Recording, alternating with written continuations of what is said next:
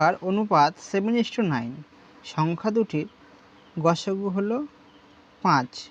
ক্ষুদ্রতম সংখ্যাটি কত তারা জিজ্ঞেস করছে। তাহলে প্রথম সংখ্যাটা আমি ধরতে পারি 7x। 7x হলো, তো অতএব দ্বিতীয় সংখ্যাটা তাহলে কি হবে? দ্বিতীয় সংখ্যাটা 9x।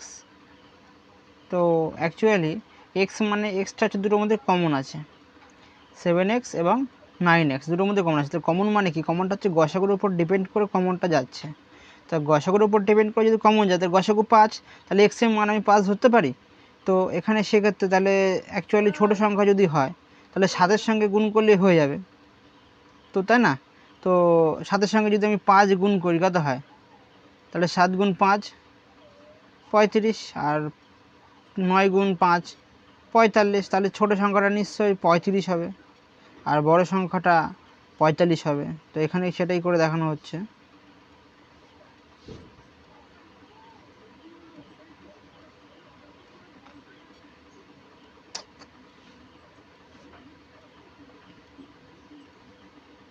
ফার্স্ট সংখ্যা যেটা আছে মানে প্রথম সংখ্যা 7 × 5, অ্যাকচুয়ালি 7 ইন্টু গসাগু যেটা বলছি আমরা 35, ঠিক আছে।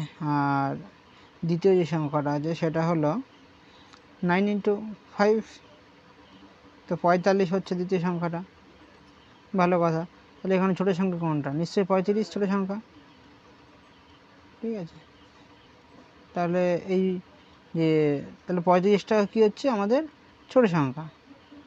অতএব ছোটো সংখ্যা সমান ক্ষুদ্রতম সংখ্যাটা সমান সমান 35। ক্লিয়ার?